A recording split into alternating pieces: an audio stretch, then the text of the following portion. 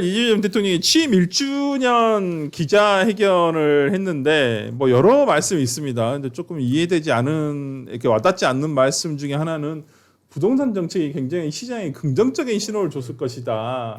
선거에 굉장히 긍정적인 영향을 줬을 것이다라고 이제 본인은 평가를 하고 계시더라고요. 좀 서울시장 선거 결과를 받아들이시지 못하고 있구나라는 생각이 좀 들고요. 여러분들한테 이걸 여쭤보고 싶은데 오늘 조작기소 특검에 대해서 기자 질문이 있었습니다. 그래서 객관적으로 문제가 있어 보이는 것이 꽤 많은데 조작기소 특검 안 할 수는 없다. 그리고 하긴 해야 되지 않겠냐. 정치적으로 중립성을 가지는 그 특검을 통해서 해야 된다라고 지금 대통령이 일단은 공소 취소를 해야 한다라고 지금 얘기를 하고 계시거든요. 네.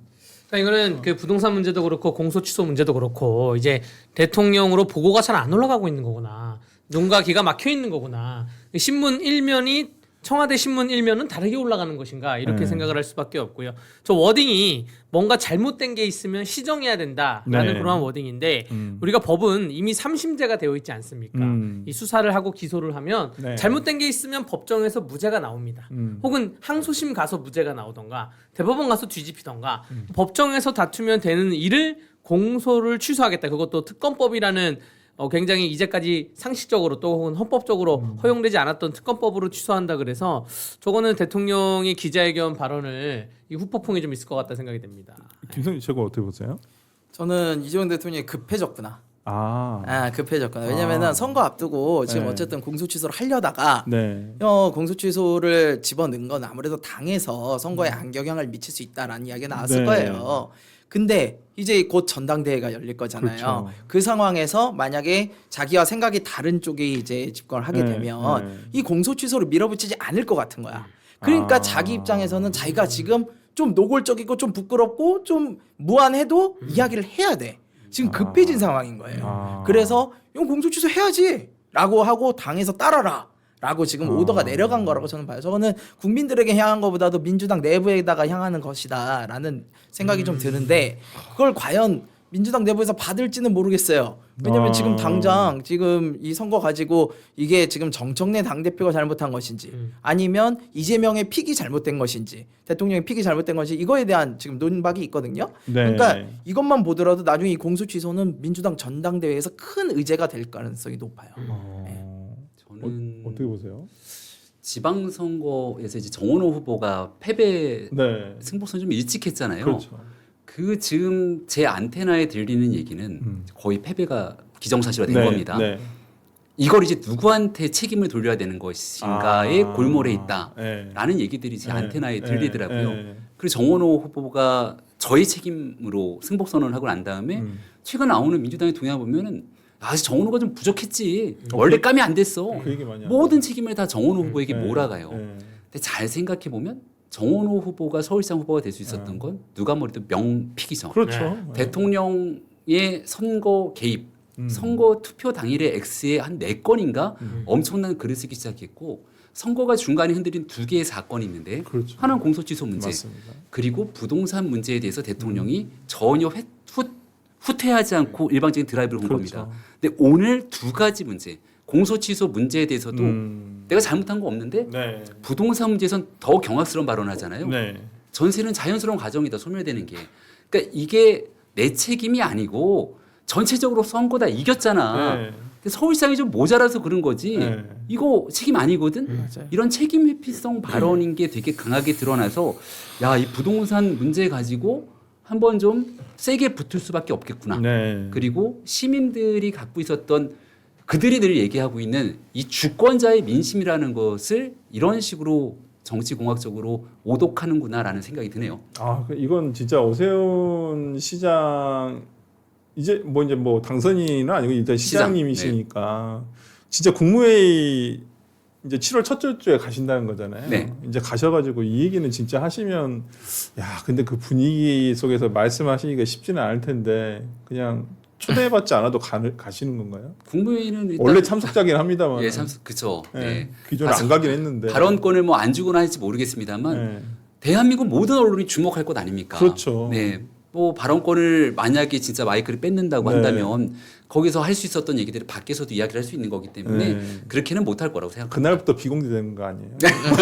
갑자기 생방송 생중계 안 하고 그러는 거 그러니까 아니에요? 이재명 대통령이 오세훈 시장님께 그 발언권 주냐 안 주냐 문제도 네. 8월 전당대회 이권을 생각할 거예요. 내가 발언권을 주는 게 김민석에게 유리할 것이냐, 송영길에 유리할 것이냐, 송영길이 지금 나올지 안 할지는 명확하진 않지만 그러한 계산을 하면서 7월에 발언권 주는 것도 오로지 그러한 계산에 입각할 것 아니 같습니다. 뭐 제가 봤을 때는 소영길 대표는 무조건 나옵니다. 제가 아, 들은 바로는 무조건 나오고 지금 왜 그러냐면 민주당 전당대회가 결선 투표제가 들어와 있어요. 네. 그렇기 때문에 중간에 굳이 단일화를 안 해도 되거든요. 나왔다가 해도 돼. 네, 나와서 이제 상황 보고. 네. 근데 소영길 대표는 김민석 총리한테 양보하고 싶은 마음 일도 없을걸요. 네. 그리고 벌써 뭐 김관영 아니 뭐 오했으니, 여기 계신 예. 분들은 잘 아시겠지만 당 대표라는 게 단순히 자기 정치인 혼자 당 대표 되는 건 아니잖아요. 그걸로 누리지는 게 아니잖아요. 그 주변 사람들이 다 같이 어찌 보면 하나의 크루들이 생기는 건데 그 사람들의 정치적 운명도 걸렸기 때문에 저는 당연히 소영길 대표도 다시 나와서 한번 되려고 하지 않을까라는 생각이 좀 드네요. 진짜로. 근데 이게 지금 보면요, 민주당이 이번에 생각보다 자신들의 생각보다 많이 못 이긴 가장 큰 이유는 네. 사실은 너무 오만했기 때문이라고 생각을 하는데 지방선거를 앞두고 이미 이겼다는 판단을 하고 그 다음에 이 당권 싸움에 좀 골몰한 부분이다라는 이야기가 있죠. 나와요. 네. 특히 이제 당력을 전북에 좀 집중을 하면서 네. 전북에 김관영 무소속 후보가 나와서 위협이 되니까 맞아요. 그쪽에 가서 유세를 하니라고 수도권을 많이 못 돌고 그 다음에 뭐 수도권 돌았다고 오르라는 법은 없었습니다만 네. 이제 그렇게 해서 당력이 분산이 되다 보니까 이렇게 됐다. 네. 즉 자기들끼리 싸움만이라고 오히려 전장을 못 챙겼다라는 이야기도 나오는데 저는 가능성이 있다고 봅니다. 그러니까요. 이거 참 저는 서울 얘기로 자꾸 좀 집중이 되는데 네.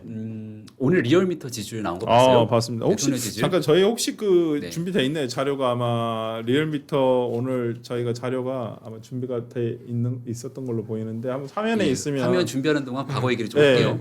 제가 선거가 있었던 기간 동안에 승기를 언제 예측했냐 이런 얘기를 했잖아요. 네. 월요일마다 리얼미터 지지율이 나오잖아요. 그렇죠. 그 정원호 후보 같은 경우는 선거 연수와 보시면 다 기억할 겁니다. 네. 이재명 정부의 서울시장. 그러니까 내가 아는 오로지 이재명 정부의 성공을 뒷받침하는 거예요. 네. 같이 맞물립니다. 근데 제가 보는 대통령의 부동산 정책부터 이게 계속 오만하게 가는.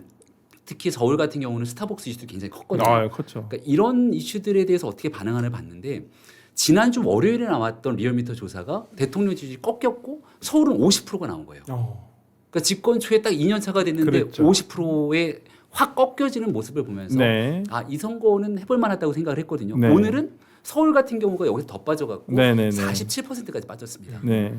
그리고 오늘 있는 기자회견 이런 건 하나도 반영이 안 됐을 거잖아요. 네. 이런 방식으로 계속 진행되다 보면은 그동안 막 70% 60%에 육박하는 대통령의 높은 지지율로 이 정부가 영원할 것 같은 모습을 보여줬지만 윤석열 정부 지지율 한번 빠지고 난 다음 헤어나기가 쉽지가 않습니다. 그래서 이재명 저기 지금 나오고 있는 거죠. 네. 전국 지지율이 55%고 아, 전국 지표에서의 부정평가가 41이 왔거든요. 그렇죠. 서울은 저기서 더 빠져서 47까지 왔다는 거예요. 네. 부정평가가.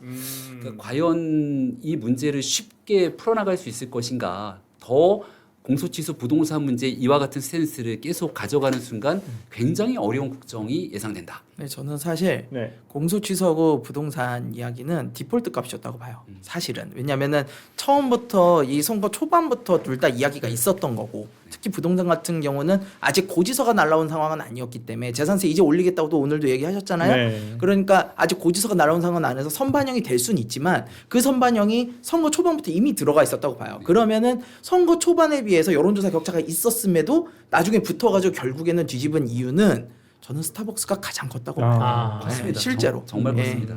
그러니까요. 이 논란 자체가 저희 아까 김병민 우리 부시장님이 얘기해 주신 대로 그러니까 그 공소 취소에 대한 부분은 크긴 전체 판을 흔드는 저는 큰 이슈였다고 생각을 하거든요. 어찌 보면 보수가 결집을 하게 되고 그때부터 대구가 일단 결집이 돼서 이게 그래프가 바뀌기 시작했으니까. 근데 그 뒤에 있던 스타벅스나 이런 것들은 특히나 여성들이나 서울시는 솔직히 이제 워낙 인구가 많잖아요. 직장인들 많고 하다 보니까 그 이슈가 생각보다 민감하게 다가왔던 것은 아닌가라는 아니 생각이 좀 정치 들더라고요. 저관여층에 있어서요. 우리가 커피 한 잔을 마시는데도 그렇죠. 내 브랜드를 선택하는데 정치가 묻어버린 거예요. 네. 나는 스타벅스 커피가 좋은데 그러니까. 이걸 먹는 순간 나는 무슨 보수 사람이 되고 뭐 광주 네. 민주화 운동을 폄훼하는 사람이 네. 돼버리는 거야. 네. 이게 너무 불편한 거죠. 네. 저는 특히 이게 20, 30대 여성들에게 많이 묻어나왔다고 봐요. 네, 그래서 일반인들에게 있어서 이런 불편함을 준 것이 결국에는 이 역효과로 적응을 했다. 그리고 우리는 자유시장 경제에 사는 곳이잖아요. 그렇지. 아니 기업이 뭔가 문제가 있어서 도덕성 문제가 있다 하면 시민들이 자발적으로 움직이는 거야. 그럴 수 있다고 봅니다. 네. 근데 정부가 나서 가지고 그 공무원들이 그 커피를 마셨는지 안 마셨는지 체킹을 하는 이게 맞는 정부입니까? 저는 그 부분에 있어 가지고 굉장히 시민들이 반발이 컸다고 봐요.